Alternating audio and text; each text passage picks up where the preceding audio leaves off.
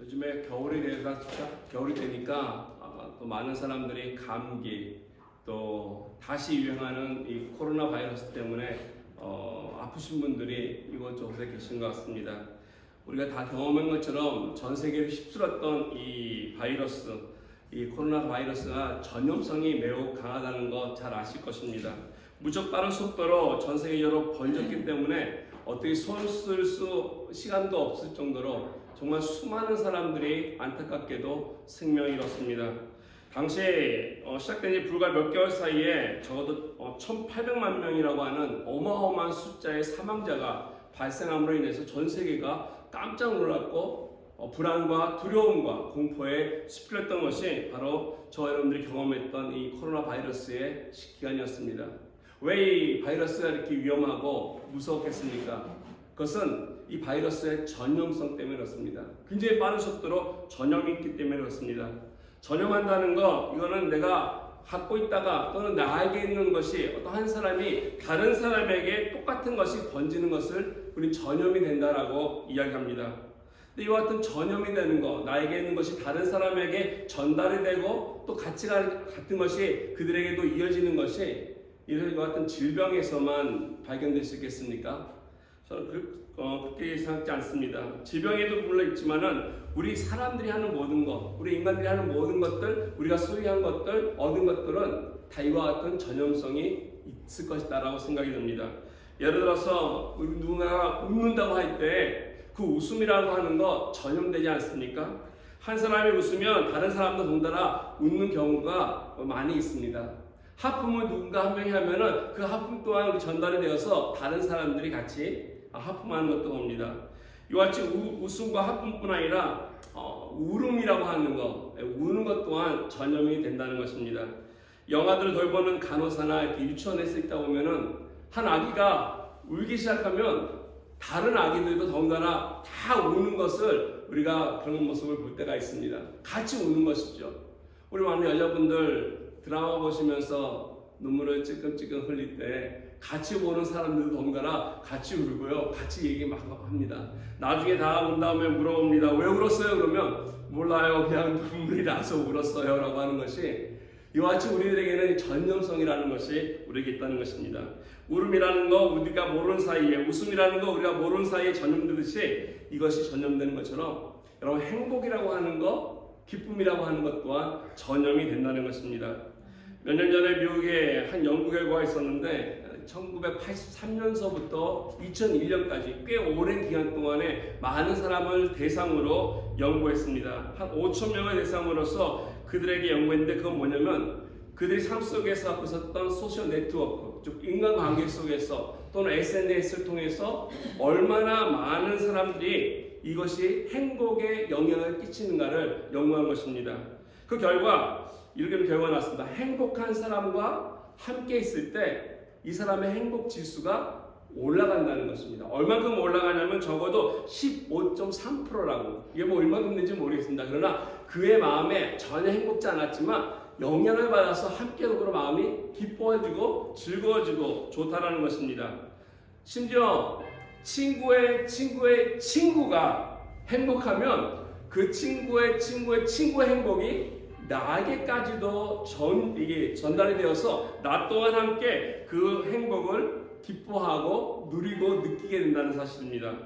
한 사람이 행복하면 얘기하기를 주변 반경 1.5km 안에 있는 사람들이 그 행복을 같이 느끼면서 전달해 된다고 하는 사실이 밝혀졌다고 합니다. 이것이 바로 행복 수치를 올릴 수 있는 퍼센트들을 이야기해 주고 있습니다. 그렇기 때문에 가능하면 우리 또 이렇게 우울한 모습보다 웃는 얼굴로 밝은 얼굴로 사람들을 맞이하고 또 다닌다면은 저 사람 왜 웃어가 아니라 그 웃음이 나에게 또한 전달이 되어서 내 마음 또한 기쁘게 되는 것, 이것이 바로 행복이 가져다주는 이 전염이라고 할 수 있습니다. 가정에 들어갈 때 누구를 만날 때 웃는 나서로 대하고 미소로 대하는 거, 이 얼마나 아름답고 또 기쁜 일이 아니겠습니까? 마찬가지로 반대로 우울하게 되면 이 우울도 아까 말씀드린 것처럼 전염이 됩니다. 내 마음이 우울하게 되면 우리 주변도 더불어서 우울하게 되고요. 내가 속해 있는 공동체도 그렇고요. 내가 속해 있는 가정 또한 이와 같이 우울해질 수 있습니다. 이런 면에서 저와 여러분들이 하나님 앞에 영적으로 살아가는 우리가 건강하고 밝게 이와 같은 행복을 가지고서 이 공동체를, 우리 주변을 밝게 밝히는 데에 힘쓰며 살아가야 할 것입니다. 우리 한 사람이 기쁘게 하게 되면 이것이 영향이 되어서 기쁨으로 많은 사람들에게 기쁨을 나누고 안겨줄 수 있기 때문에 그렇습니다. 어떻게 해야만이 이와 같은 기쁨을 내 마음속에 잃어버리지 아니하고 이 기쁨을 가지고서 우리가 살아갈 수 있으며 많은 사람에게 정말 기쁨의 바이러스를 이렇게 전달하는 것처럼 함께 더불어 기쁨의 삶을 살 수 있을지 오늘 말씀을 통해서 함께 몇 가지 정리하기 원합니다. 오늘 본문에 보시면 한 사람의 기쁨이 이 공동체 자체에 끼쳤던 이런 영향에 대해서 어떤지 잘 보여주고 있는데요. 이 기쁨을 시작한 사람이 여기 나와 있는데 이 사람의 이름이 디도라는 사람입니다. 디도라고 성경을 밝히고 있는데요. 디도는 지난주에 말씀드린 것처럼 고린도 교회에 사도 바울이 쓴 눈물의 편지를 가지고서 그 편지를 가지고 갔던 이런 사람이었습니다. 그래서 이 편지 잘 전달한 사람이었죠. 그래서 13절 말씀 잠깐 보시면 이와 같은 편지를 전달한 것이 얼마나 큰 축복인지 그리고 어떤 축복이 그에게 있었는지를 잘 얘기해주고 있습니다. 13절에 보니까 이로 말미암아 우리가 위로를 받았고 우리가 받은 위로 위에 디도의 기쁨으로 우리가 더욱 많이 기뻐함은 그의 마음이 너희 무리로 말미암아 안심함을 얻었다라고 바울은 고백하고 있습니다. 여기 보니까 이로 말미암아라고 한 것이 뭐냐면 다른 것이 아니라 그 이로 말미암은 바로 사도 바울이 보낸 눈물의 편지입니다. 그 편지로 말미암아서 고린도 교회가 어떤 변화가 있었다는 것입니다. 디도는 바울로부터 편지 받아 전했지만 이 편지가 그 교회에 큰 영향을 끼쳤습니다. 어떤 변화냐면 결국 그들이 회개하고 그들이 뉘우치고 그들의 잘못에서 돌이켜서 하나님께로 돌아오고 바울에게 마음을 열고 바울을 다시 한번 바라볼 수 있도록 되었다는 것입니다. 이것이 바로 바울에게는 큰 위로가 되었다라고 오늘 성경이 기록하고 있습니다. 근데 이거 외에 또 하나의 또 축복이 있는데 그것은 이것입니다. 이 디도가 그걸로 인해서 기쁨도 얻었지만 이 기쁨이 우리를 더욱 기쁘게 했다라고 사도 바울은 이야기하고 있습니다. 여기 우리라고 하는 것은 분명히 바울이 이쪽에서 함께 있었던 그들의 일행일 것입니다. 그래서 이 대목에서 보니까 한 사람이 가서 그 기쁨을 얻고 돌아와서 이 기쁨이 자기 디도에게만 있는 것이 아니라 바울과 함께한 다른 그룹에게도 이 기쁨이 전달이 되었음을 우리는 알 수 있습니다. 정리하자면은 바울이 기뻐했던 이유가 무엇입니까? 바로 디도가 기뻐했기 때문에 그렇습니다. 그럼 디도가 왜 기뻐했습니까? 그것은 바로 고린도 교인들이 말씀을 통해서 편지를 통해서 그들이 돌이키고 하나님께 돌아왔기 때문에 즉 디도를 선대하고 잘 환영했기 때문에 기뻤다는 것입니다. 여기 성경에 보니까 너희 무리로 말미암아 너희 무리로 즉 고린도 교회로 말미암아 디도가 안심함을 얻었다. 이 편지를 가져왔던 이 디도가 얼마나 두려운 마음이었겠습니까? 사도 바울까지도 내쫓고 적대했던 이런 무리들에게 물론 바울의 편지를 가져가는 이 디도 마음속에 혹 나도 똑같이 바울에게 한 것처럼 나를 영접하지 않냐면 어떨까 하는 불안한 마음으로 갔을 텐데 그럼에도 불구하고 오늘 말씀 보니까 그들로 인해서 안심함을 얻었다라고 우리에게 밝혀주고 있습니다. 너희들 때문에 그의 영이 새롭게 됐다라고 이 구절을 우리가 다시 해석해 볼 수도 있습니다. 고린도 교회가 바울을 선대했던 이유가 무엇이겠습니까? 그건 바로 바울이 디도에게 보낸 편지 때문에 바울이 그 고린도 교회가 디도를 잘 영접하고 선대하고 좋게 관계를 맺었던 것입니다. 이같이 모든 것이 마치 이렇게 사슬처럼 연결되어서 고린도 교회 전체가 바울 일행 전체에게 기쁨을 주게 된 이유가 여기 있다는 것입니다. 이것을 저는 기쁨의 연쇄 작용이라고 말씀드릴 수 있습니다. 한 사람의 기쁨이 이 사람에게 전달되어서 그 말을 듣고 함께 기쁨을 누릴 수 있는 우리 마음의 기쁨을 채울 수 있는 것. 바울이 보낸 편지가 고린도 성도들로 하여금 디도를 영접하게 했고 디도를 영접한 그 사실이 디도를 기쁘게 했고 디도가 기쁜 그 사실이 바울과 그 일행들이 기쁘게 되어서 교회도 기쁘고 바울의 모든 일행도 기쁘게 되는 이 귀와 같은 귀한 축복이 그들에게 주어진 것입니다. 이게 바로 하나님이 우리에게 주시는 기쁨의 축복의 전형성이라고도 말씀드릴 수 있습니다. 한 사람의 기쁨, 이걸로 인해서 한 사람으로 끝나는 것이 아니라 그만 기쁜 것이 아니라 이 기쁨이 전달해지고 전해진다는 사실입니다. 그래서 우리가 기쁨의 원천이 되어서 많은 사람들에게 이와 같은 기쁨을 통해 그들의 삶 속에 변화가 일어나는 이러한 일들을 추구해야 하는 삶이 성도의 삶일 것입니다. 아멘. 오늘날 우리 시대에는 참 많은 아픔이 있고요, 고통이 있습니다. 우리 마음을 생각해 보면 지나간 나이들을 생각하면 안타까움도 많이 있습니다. 근데 이런 것들이 이 세상에서는 그런 시대에 살기 때문에 끊임없는 악순환입니다. 계속 고통이 고난을 낳고 고난이 다시 아픔을 낳고 이러면서 사람들에게 실망과 좌절을 안겨주는 이와 같은 악순환 속에 있는데, 이것은 다른 것이 아니라 그 근원을 보면은 죄악이 시작되기 때문에 그렇습니다. 우리에게 죄가 있기 때문에 이 죄로 인해서 우리 삶 속에 아픔이 있고 고통이 주어지는 것입니다. 다른 사람을 상하게 하고 더 나아가서 같이 생활하는 이 사회가 병들고 그 공동체가 고통스러워하는 것입니다. 그래서 웃음을 잃어버린 사람들, 소망을 잃어버린 사람들 많고요, 불신함과 또 무기력함에 살아가는 많은 사람들이 저와 여러분들이 사는 이 시대 속에 같이 있다는 것입니다. 그러므로 우리가 이와 같은 악순환을 끊어야 할 필요가 있습니다. 이것을 끊고 오히려 기쁨이 다시 선순환될 수 있도록, 그들에게도 주어질 수 있도록 우리가 축복의 선순환이 될 수 있도록 만드는 것이 우리 성도의 사명이라고 말씀드릴 수 있습니다. 그럴 때 우리가 물어야 할 질문이 이것입니다. 어떻게 해야만이 내가 이 기쁨의 축복의 고리사슬 속에서 기쁨을 나눠줄 수 있는 이와 같은 존재가 될 수 있을까? 그래서 나도 그 기쁨을 누리고 이 기쁨을 통해서 우리 공동체와 사회가 함께 더불어 기뻐할 수 있을까? 오늘 말씀을 보니까 세 가지 귀한 진리를 말씀해주고 있습니다. 첫 번째로 우리에게 필요한 것이 있다면요, 그것은 축복의 축복의 동기가 있어야 한다는 것입니다. 내가 축복된 마음으로 그들에게 나아가는 이런 자세가 우리에게 필요합니다. 근데 이 마음에는요, 순수한 동기가 필요합니다. 단지 그들에게 복만 빌려주는 것이 아니라 그 내면 속에 우리가 그들을 향해서 나아갈 때 우리 마음에 동기가 순수해야 한다는 것입니다.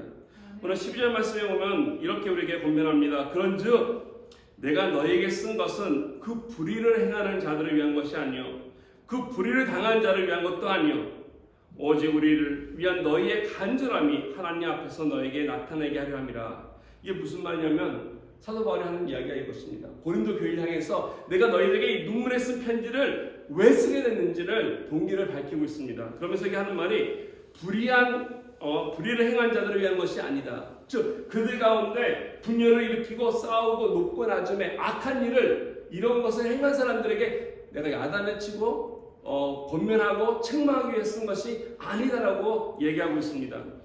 즉 바울을 대적하는 사람들을 향해서 내가 너희들에게 얼마나 악했는지를 보여주기 위해서 쓴 것은 아니다는 것이죠. 뿐만 아니라 여기 보니까 불의를 당한 자들을 위한 것이 아니다. 그 안에서 또 고통당했던 사람들이 있을 것입니다.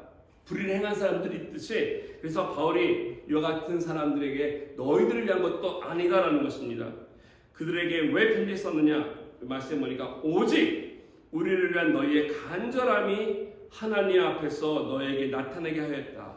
즉 바울이 눈물로써 그 편지를 쓴 것은 너희들이 얼마나 잘못하고 있느냐라고 책망한 것이 아니라 그들이 하나님 앞에 바로 서기 위한 간절한 마음이 바울에게 있었기 때문에 그렇습니다. 바울의 마음속에 이와 같은 진실된 마음을 가지고 그들이 다시 예전과 같이 복음을 기뻐하고 그 복음을 통해서 함께 하나님의 사랑을 경험하고 나누는 이런 믿음의 공동체가 되기를 간절히 바라는 마음으로 바울이 편지했다는 것입니다. 자기 바울을 향해서 그렇게 내치고 대적했던 마음이 아니라 이제 하나님을 사랑하는 마음으로 바울을 얼마나 사랑했는지를 좀 확인하고 싶어서 이와 같은 바람이 사도 바울의 간절함으로 드러나 있습니다. 전 여기서 바울이 편지를 쓴 순수한 동기가 여기 있다고 생각이 듭니다. 눈물의 편지를 쓴 것은 그들을 책망하기 위한 것이 아니고 자기 자신을 변호하기 위한 것이 아니라 진정으로 참되게 고린도 교인들이 하나님 앞에 바로 서기 위해서 귀한 마음을 가지고 썼다는 것입니다.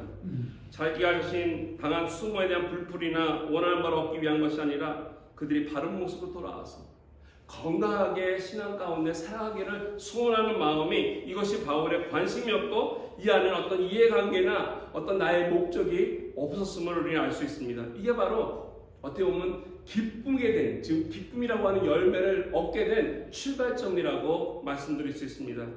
저 여러분들에게도 이와 같은 동기가 있어야 할 것입니다. 내가 저 사람을 축복하고자 하는 마음, 내가 저 사람이 좋은 걸 나누고자 하는 마음이 내 마음속에 순수하게 상대를 축복하고 그 사람 자체를 소중히 여기는 마음이 있을 때 우리 마음에 나오는 이 기쁨이 그들에게도 전해지는 것입니다. 만약에 우리가 다른 사람을 나의 이익을 위해서 또 나의 어떠한 목표를 이루기 위한 수단으로 이용한다면 이러한 축복된 통로가 열리지는 않을 것입니다. 이것이 막혀질 것입니다. 그래서 우리는 하나님 앞에 순수한 마음으로 상대를 향해서 하나님이 얼마나 그를 사랑하는지를 기억하면서 이러한 사랑이 그들에게도 있음을 알려주기 위한 순수한 마음으로 축복하고 그 결과적으로 기다리다 보면 이 축복이 돌고 돌아서 나에게 다시 돌아온다는 것입니다. 한 10년 된 것 같습니다. 10년 전에 거기 노트에 보니까 미국 ABC라고 하는 유명한 방송국 있지 않습니까? 이 방송국에서 아주 재미난 스토리를 하나 올렸습니다. 그건 뭐냐면 그 당시 뉴저지에서 근무하던 소방관 2명이 밤새 불을 끄는 작업을 했습니다. 화재가 나가지고 불을 다 끄고 나서 새벽 한 5시쯤에서 다 그것을 진압을 한 다음에 밤새도록 일했으니 얼마나 피곤했겠습니까? 지치고 힘든 몸을 이끌고 두 소방관이 가까운 식당에 들어왔습니다. 식당에 들어와서 그 웨이트레한테 얘기합니다. 우리가 밤새도록 일했는데 우리에게 좀 잠을 깰 수 있는 커피를 큰 컵에다 좀 큰 컵에 갖다 달라고.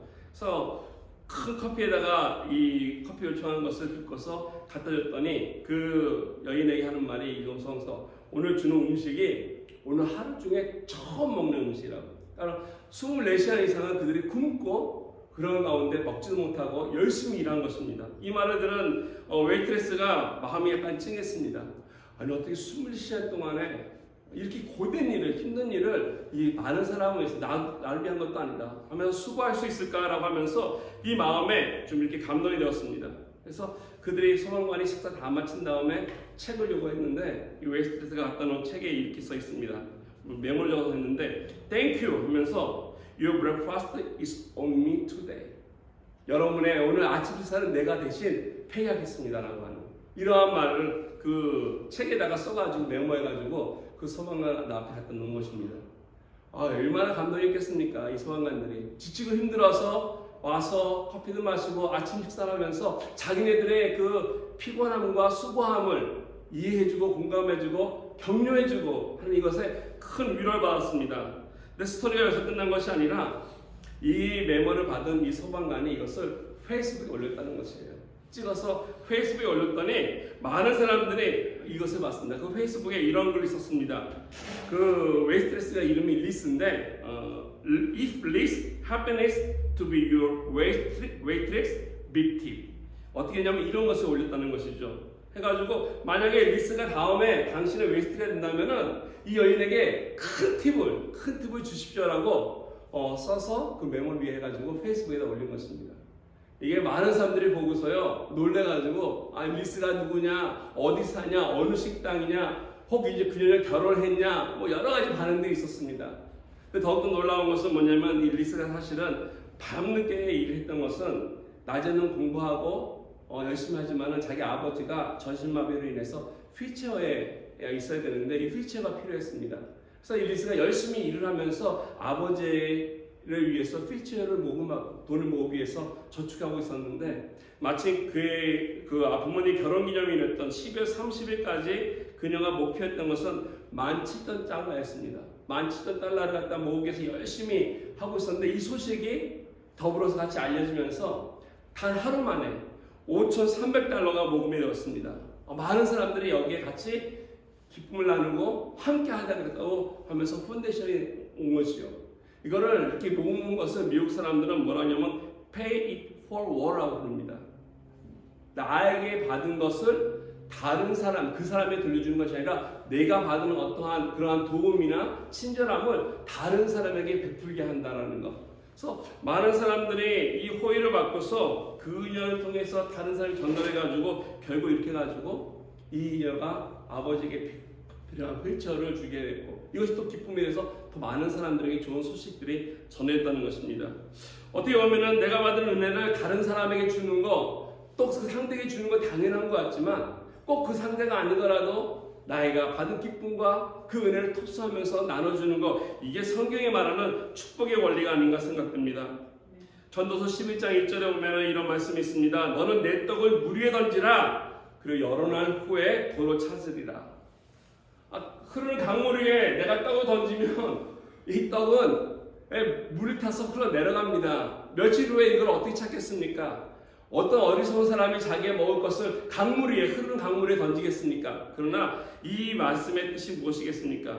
나는 먹지 못하지만 이 떡을 강물에 던지면 아래에 있는 누군가가 그 떡을 발견하고 그 허기를 채우고 생명을 살릴 수 있지 않을까? 나는 비록 먹지 못하지만 나의 이 떡을 통해서 다른 사람이 살아난다면 이것이 바로 나에게 복된 것이다라는 것입니다. 이건 낭비가 결코 아니고 오히려 이것이 하나님께서 만드는 축복의 통로라고 하는 사실입니다. 아무런 사심 없이 다른 사람을 위해서 그냥 강물에 떡을 던지듯이 베풀고 베풀다 보면은 이것이 돌고 돌아서 결국 다시 나에게도 그 은혜와 기쁨과 축복이 돌아오는 축복의 원리라고 하는 사실을 성경은 가르쳐주고 있습니다. 저와 여러분의 삶 속에서 이처럼 누군가에게 선을 베풀 때 어떠한 사심 없이 순수한 동기로 소중한 것을 나눌 때 여러분을 통해서 이런 기쁨이 전달이 되고 축복이 전달이 되어서 기쁨의 역사가 일어나는 것일 것입니다. 이렇죠. 우리 마음의 순수함이 필요합니다. 두 번째 우리에게 있어야 할 것이 있는데요. 그것은 다른 것이 아니라 바로 합당한 헌신이 필요합니다. 우리가 뭔가 축복을 나누고 기쁨을 전할 때 그냥 하는 것이 아니라 여기에 함께 있어야 되는 것인데 그냥 말로 앉아서 말로만 당연히 축복합니다. 이게 아니라 뭔가 함께 가는 수고로움이 있어야 한다는 사실입니다. 합당한 헌신이 있을 때 그 기쁨의 물꼬가 터지게 된다는 사실입니다. 오늘 14절 말씀에 보면은 디도가 편지를 들고 고린도를 방문해서 결과를 하나 얻었는데 그 확인된 결과를 바울이 이렇게 소개하고 있습니다.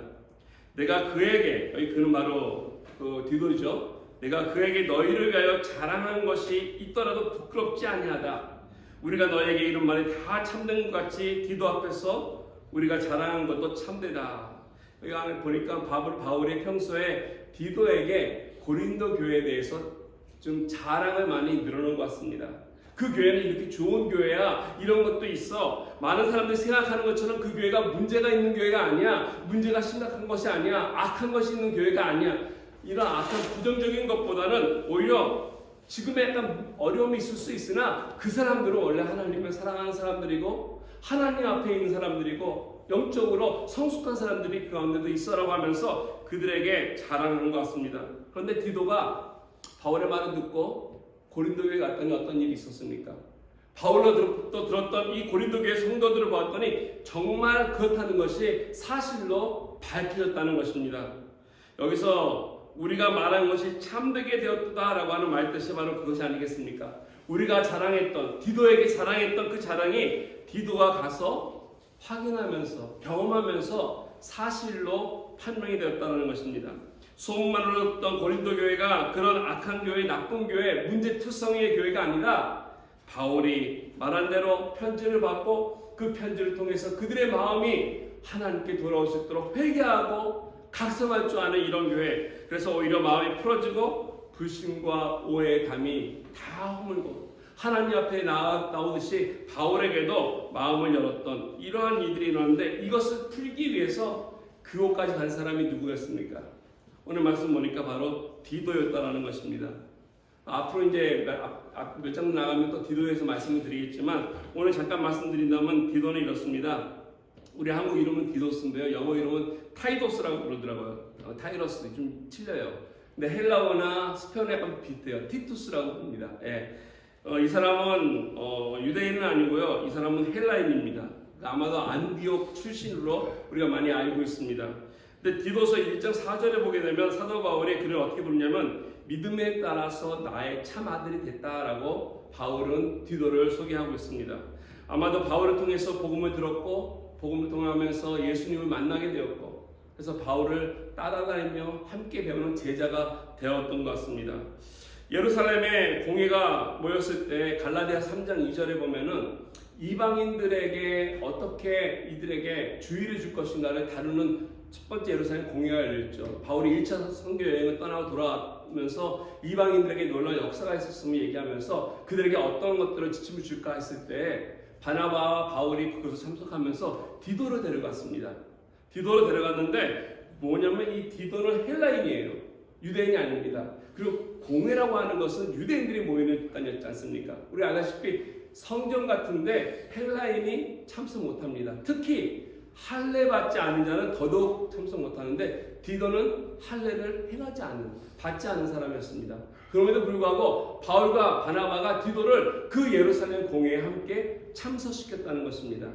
이건 무엇을 얘기하냐면은 이방인들에게 예수 그리스도가 증거돼서 그들이 크리스찬이 됐을 때 할례를 꼭 행할 필요가 없음을 가시적으로 보여주는 사실입니다. 그 유대인들에게 행했던 율법적인 것이 이들에게 적용을 안 해도 된다라고 하는 사실도 있죠. 이거 보면 아마 교회 초창기서부터 바울이 디도와 함께 많은 사역들을 이룬 것 같습니다. 그럼에도 불구하고 바울의 많은 동역자도 있지 않습니까? 누가도 있었고 옛날 한 번에 마가도 있었고 또 디모데도 있었고, 근데 제일 가까웠던 동역자는 바울에게 있어서는 디모데였던 것 같습니다. 성경 읽다 보면은 디모데를 편애하는 말씀들이 많이 있죠. 디모데에게 2편의 서신을 보내고 디도는 1편의 서신을 보냈습니다. 뿐만 아니라 나중에 이 바울이 굉장히 아꼈던 도시 중에 하나가 에베소인데, 에베소에서 많은 공을 들였고 에베소 통해서 아시아 전쪽에 복음을 전하는 어떤 선교센터 같은 그러한 역할을 했는데, 이 에베소 교회 훈자로 디모데를 바울은 선택해서 디모데에게 이 사역을 맡겼습니다.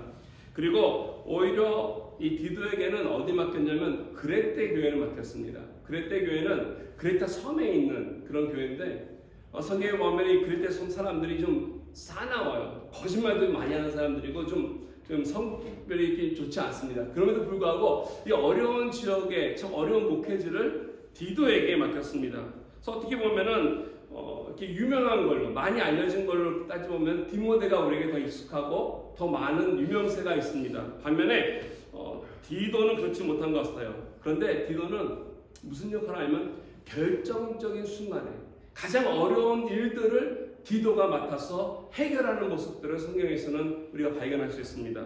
우리가 이미 본 것처럼 고린도교에 문제가 있을 때 사실 사도 바울은 디모데를 보냈습니다. 디모데를 먼저 보냈는데 고린도 10절에 보면은 디모데가 갔지만 이 디모데가 그 문제를 해결하지 못하고 왔어요. 좋지 못한 소식 같죠. 별로 크지 못했는데 문제가 풀지 않았던 건 디도를 보냈더니 이 디도가 편지를 가지고 가서 그들과 잘 이야기를 나눴는지 아무튼 그 문제를 잘 해결했던 모습을 우리는 발견한다는 것이죠. 비록 디모데처럼 누가처럼 유명하지 않나 꼭 필요할 때 주님께서 여기 있어라 할 때 그를 통해서 어려운 문제를 해결할 수 있는 꼭 필요한 존재였다고 말씀드릴 수 있습니다. 하나님 나라에 필요한 사람이 있다면 이런 사람이 아닐까 생각됩니다. 꼭 필요한 곳에 하나님이 우리를 부를 수 있대 그를 통해서 문제들이 해결되고, 그래서 그 가운데 하나님의 기쁨과 축복이 임할 수 있도록 하는 것. 그래서 주님께서 나를 필요하실 때 내가 여기 있습니다. 내가 가겠습니다. 감당하겠습니다.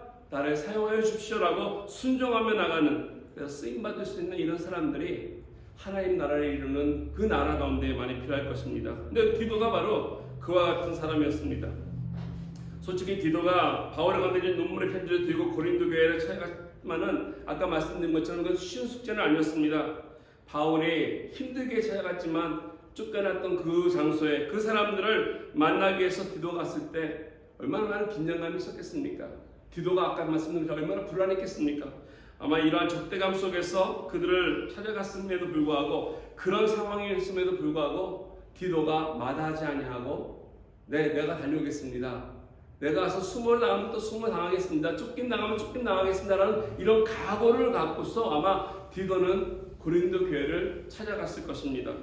이것이 바로 디도의 어떤 자기의 명성이나 안위나 이런 것을 위한 것이 아니라 진정 하나님의 교회가 이 말씀을 통해서 다시 살아나고 회복되고 돌이켜서 하나님 앞에 바로 설 수만 있다면, 그래서 하나님 나라를 세우는 귀한 일이라면 내가 마다하지 않고 가겠습니다라고 했던 그의 헌신의 모습이 여기 있습니다. 참된 헌신은 막힌 담을 허물고요, 그 어려운 관계를 또 어려운 환경을 우리에게 기쁨으로 나눠줄 수 있는 축복의 통로가 될 수 있는 이런 역할을 한다는 것입니다. 많은 사람들이 예수를 믿는 그리스도인으로서 살아가지만 이렇게 헌신하는 사람 그렇게 많지 않습니다. 하나님을 찾는 사람, 하나님이 필요로 하는 사람, 그것에 우리가 나가는 사람이 진정으로 하나님이 기뻐하는 사람이고, 그를 통해서 이와 같은 헌신을 통해 귀한 열매들을 맺게 한다는 것입니다. 아멘. 모르겠어요. 여기 미국들은 예전에 아르헨티나에서는 이제 교회 하다 보면은 부서들이 많지 않습니까? 그러면 헌신 예배 드려요. 여전도의 헌신 예배, 남연도의 헌신 예배, 뭐 주일학교 교사 헌신 예배. 그 헌신 예배 드릴 때 늘 기억이 나는 대목이 있습니다. 이 헌신 생각하면 생각나는 게 뭐가 있냐면은 사무엘하 23장에 있는 이야기를 참 많이 했습니다.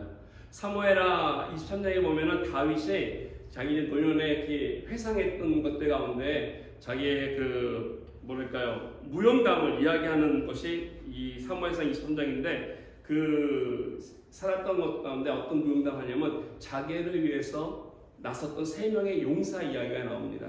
저 다윗이 사울에게 쫓겨가지고 아둘람 굴에서 이렇게 생활하고 있을 때 힘든 시기였죠. 힘든 시기 때 이 블레셋들이 공격해 와서 베들레헴을 다 점령한 것입니다.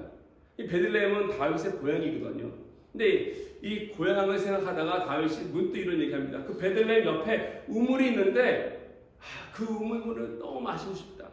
갈증이 난다는 거죠. 뭐 다른 물은 뭐 그 갈증을 해소하지 않겠습니까? 그러나 좀 특별하다고 생각이 됐는지 다윗이 그냥 그 베들레헴 옆에 있는 그 우물 그거 마시고 싶다 했더니 이 물을 뜨러 3명의 용사가 나가서 했다는 것입니다.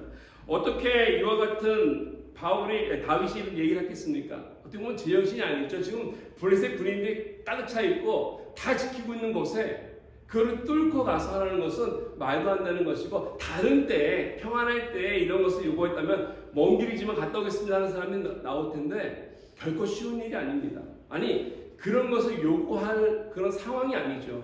그럼에도 불구하고 다윗이 이렇게 스쳐지어 얘기했더니 이것에 대해서 묻지도 따지도 않고 전쟁 중임에도 불구하고 그 블레셋 군대들을 뚫고 가서 물을 가져갔습니다. 다윗이 떠면서 거기까지의 거리가 성경에 보면요, 얼마큼 되냐면 40km, 즉 25일만이에요. 여기서 케이프타운까지예요. 차도 아니고 걸어서 적진을 뚫고 가서 물을 많은 것도 아닐 거예요. 그냥 한 번 가져오는 거, 얼마나 이것이 위험한 일이었겠습니까? 그럼에도 불구하고 그들이 그곳에 가서 묻지도 따지지 않고 이 용사들은 가서 자기의 죽음이 목말라 한다니까 달려간 것입니다. 한 달을 달려가서 그 물을 결국 가지고 오지 않습니까? 그 물을 받은 다윗이 어떻게 했습니까? 이건 내가 마실 수 없다면서 여호와의 제단에 그 물을 뿌리지 않습니까? 그러면서 이것은 이들의 생명이다. 이들의 생명이다 하면서 하나님께 이 헌신을 드렸던 것을 우리가 알 수 있습니다. 이게 헌신이 아닌가? 하나님께서 나를 필요할 때 계산하지 않는 것이죠. 환경 보지 않는 것이죠. 내가 해야 한다면은, 나에게 말씀하셨다면 이건 내가 반드시 어떤 일이 있더라도 나가서 헌신해야 한다는 것, 이것이 바로 하나님 앞에 아름다운 헌신으로 드려지는 것이고, 이걸 통해서 놀라운 열매들을, 결과들을 알게 될 것입니다. 주님이 목말라 하실 때 그 마음을 시원하게 드릴 수 있는 이러한 헌신, 이것이 바로 하나님 나라를 이루어가고 문을 열 수 있는 헌신입니다. 여러분들 어떻습니까? 여러분들에게 하나님께서 요구하실 때, 말씀에 순종하라고 하실 때, 이 말씀을 받아들이라고 하실 때 우리는 많은 것을 계산합니다. 이래서 안 되고 이래서 안 되고 여러 가지 핑계를 대고, 아니면 이제 2023년 지나갔어, 내년부터라고 혹시 여러분 미루고 계시진 않습니까? 하나님께서 우리를 진짜로 필요하실 때, 내가 가겠습니다 할 때 그곳에 기쁨의 생수가 터져 나오는 것이고요, 복음의 생수가 나오는 것입니다. 이처럼 우리가 우리 마음속에 기쁨이 있기 위해서는 일차적으로 내가 누군가 향해서 이 기쁨을 전달할 때 순수한 동기가 우리에게 주어져야 할 것입니다. 그리고 두 번째는 이처럼 합당한, 여기에 맞는 헌신이 우리에게 요구될 때 기꺼이 우리가 하나님께 드려야 할 것입니다.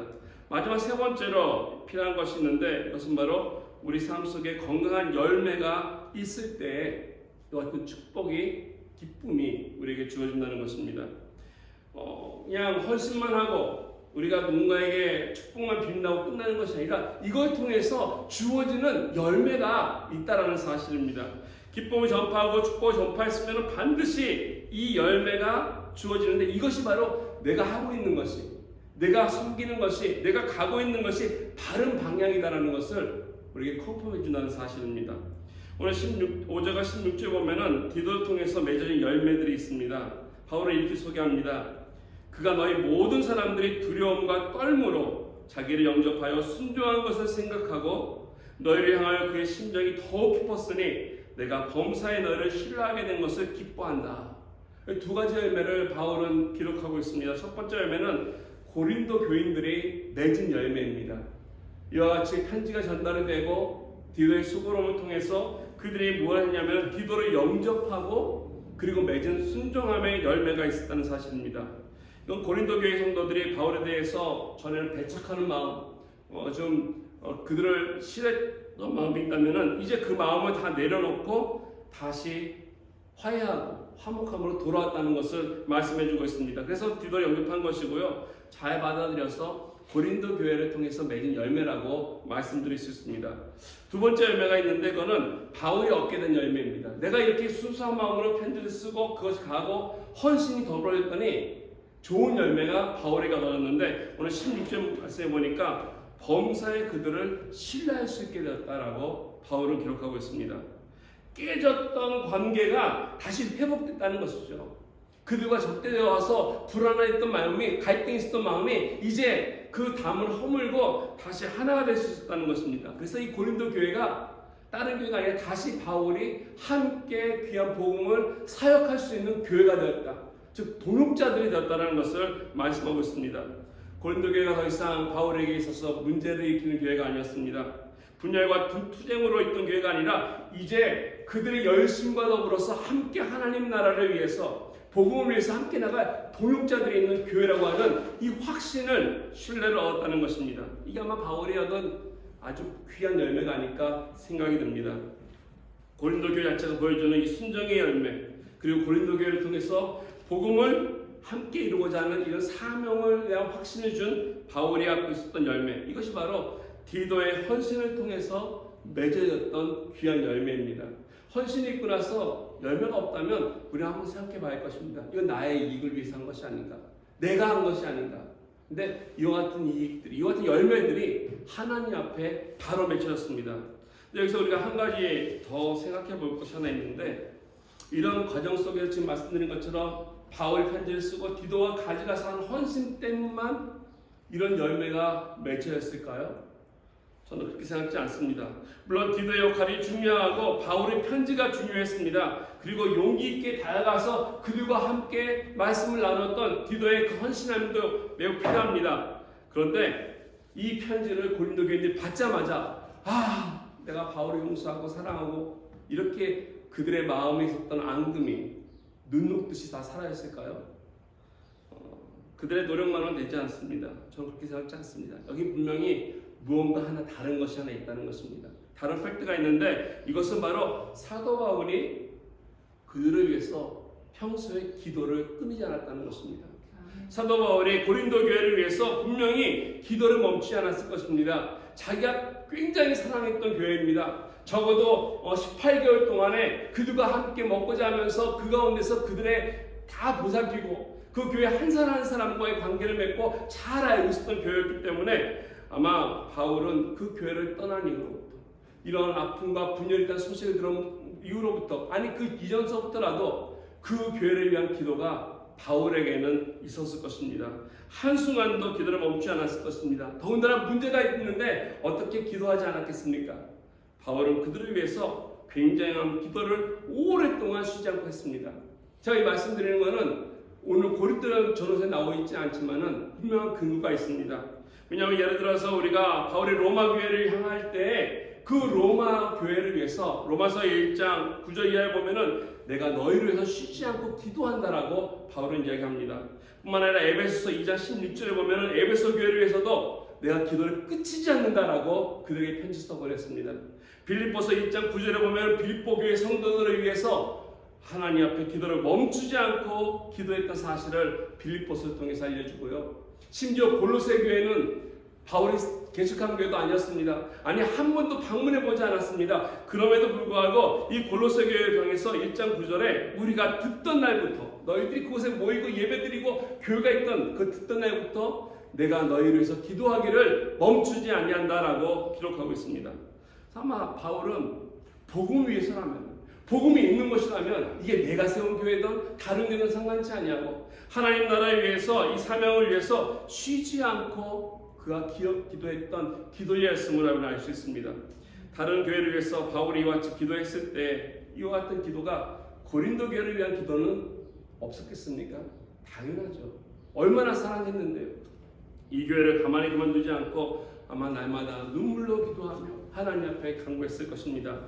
이와 같은 바울의 기도의 바탕이 깔려있기 때문에 디도가 편지를 가져가자 이 편지를 통해서 그들의 마음이 열리고 화해하게 되지 않았나. 근데 여기에 이 기도의 열매가 그냥 기도 가운데 있는 것을 우리는 성령의 역사라고 말씀드립니다.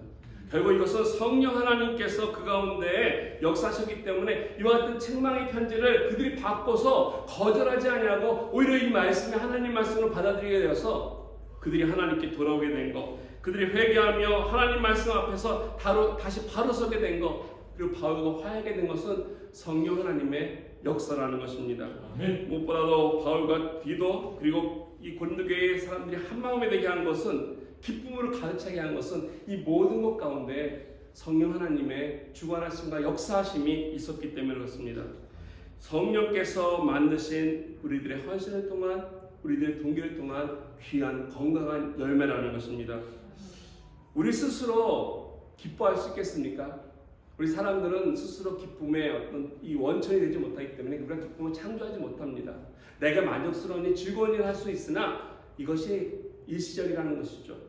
우리는 본래 죄성한 존재이기 때문에 우리 안에 선한 것이 없기 때문에 아무리 내가 노력을 해도 이 기쁨은 우리에게 주어지지 않고 내가 만들 수 없다는 것입니다. 그러나 성령 하나님이 임재하시고 성령 하나님이 우리를 통해 일하시면은 그 성령을 통해서 주어지는 그 헌신 속에서 그 기쁨이 우리에게 가득 차게 된다는 것입니다. 그렇기 때문에 진짜 이 기쁨의 이 원천은, 기쁨이 오는 것은 나에게, 우리 스스로에게 있는 것이 아니라 하나님으로부터 주어지는 것입니다. 오늘 내 마음속에 기쁨이 없고 내 마음속에 재미가 없고 즐거움이 없고 그렇다면 여러분 세상의 것을 통해서 그 쾌락을 통해서 만족을 찾으려고 하지 마십시오. 내 마음속에 근심이 차 있다면 내가 해야 할 것은 이 기쁨의 원천이신 성령 하나님께 나아가야 할 것입니다. 아멘. 성령을 만나면은 성령 하나님께서 내 마음속에 있는 이와 같은 좌절과 고통과 아픔과 근심들을 그가 어루만져 주시고 하나님께서 내 마음속에 없었던 이 기쁨을 다시 회복시켜 주시는 것이 하나님이 하시는 것입니다. 아멘. 이와 같은 갈등과 아픔 속에서 하나님께서 얼마나 우리를 사랑하시는지를 다시 느끼게 하는 것, 이게 성령 하나님의 역사라는 것입니다. 이럴 때 우리가 하나님 앞에 새로 회복되는 것이고요. 그리고 이 기쁨을 누군가에게, 다른 사람에게 전해줄 수 있는 그러한 사람들이 될 수 있습니다. 이 세상 사는 사람들, 아까 말씀드린 대로 웃음 잃고 살아갑니다. 지치고 피곤하고 힘든 사람들인데 이와 같은 악순환을 끊고 그들에게 참된 기쁨을 줄 수 있는 이러한 사람이 되기 위해서, 이러한 존재가 되기 위해서 우리는 성령 하나님 앞에 나와야 할 것입니다. 환경이 좋다고, 내 상황이 넉넉하다고 기뻐하고 축복할 수 있는 거 결코 아닐 것입니다. 오히려 힘들지만 그 힘든 가운데 우리가 감사할 수 있고 감사하며 찬송할 수 있고 그러다 보면 하나님이 내 마음속에 이 기쁨으로 채워주신다고 하는 사실입니다. 아멘. 예전에 한번 서점에 갔다가 이 책의 제목이 재밌어가지고 이렇게 뒤적쭉 가면서 읽은 적이 있는데요. 그 책 제목이 이렇습니다. 약이 되는 말, 나에게 약이 되는 말이라고 해서 무슨 뭐가 약이 될까 해서 봤더니 명성교 어떤 집사님이 쓰신 책인데요. 그 책에 보니까 이런 스토리 하나 있었어요. 한국의 남해에 한 마을이 있는데 이 마을에는 좀 특이한 전통이 하나 온다고 합니다. 이 마을에서는 사람들이 싸우지 할 때 이 주먹 다짐을 하지 않는다고 합니다. 몸으로 싸우지 않는다고 그래요. 뭐 부딪히면서 막 띄어띄어 싸우지 않냐고 이 마을 사람들은 노래로 싸운다고 그래요. 노래로. 이게 그 마을의 전통이라고 합니다. 그러니까 어떤 사람이 화가 나가지고 상대방한테 야 나와 하면서 이 나쁜 놈아 그러면 상대방이 딱 받아서 이거를 왜 내가 나쁜 놈이냐 하면서 노래로 주고받는다고 합니다. 너무 재밌죠? 이렇게 노래로 주고받다 보면은 마을 사람들 와서 또 거기가 쪼인한답니다. 같이 노래하는 거죠. 그러다 보면 어느샌가 이 분노도 삭해지고 화도 내려앉고 그래서 같이 마을 사람들이 덩신을 춤추면서 그 공동체가 좀 이렇게 평안함을 유지하고 기쁨을 유지하는 화해하는 이런 분위기인데 이게 옛날부터 그 마을에 내려온 전통이랍니다. 어떤 분 지혜로운 게 아닌가 생각했는데요. 우리 마음속에 다툼이 있고 고통이 있고 있을 때 내 마음에 이것이 떠나게 할 수 있는 것이 있다면 찬양일 것입니다. 여러분, 내 마음속에 이런 찬양을 통해서 내 환경이 나를 힘들게 하고 쫓겨온다 할지라도 하나님 앞에 찬양하시고 기쁨이 나오면서 참된 하나님 앞에 예배자가 되시면서 나아갈 때 하나님이 내 마음속에 이 어떤 기쁨을 회복을 통해서 내 삶이 하나님 앞에도 기쁨뿐 아니라 다른 사람들에게 이 기쁨을 안겨주는 귀한 전염자가 될 것입니다. 우리 마음이 상했다면 성령 하나님께 나오셔서 하나님 앞에 기도할 때 이사야서 61장에 약속하신 것처럼 죄가 변해서 화관이 되고 슬픔이 변해서 기쁨이 되고 근심 대신 우리에게 찬송의 옷을 주신다고 약속하셨습니다. 아멘. 이게 우리 크리스찬들이 살아야 할 방향일 것입니다. 이 기쁨을 통해서 우리가 이 땅 가운데 사는 사명이라고 받아들여도 과언이 아닐 것입니다. 이 시간을 같이 기도하기 원합니다. 하나님, 내가 이 세상에서 이 기쁨 가지고 2024년 시작하겠습니다. 그래서 정말로 하나님께서 내 마음속에 성령이 임재하셔서 내 아로 인한 기쁨이 아니라 하나님이 주시는 기쁨으로써 내 마음이 회복되고 상한 마음, 아픈 마음이 아니라 이런 건 떠나가고 하나님 앞에서 온전히 우리를 통해 이 축복의 통로가 될 수 있도록 이 시간 같이 기도하며 나아가기 원합니다. 우리 함께 같이 기도드리겠습니다. 기도합니다.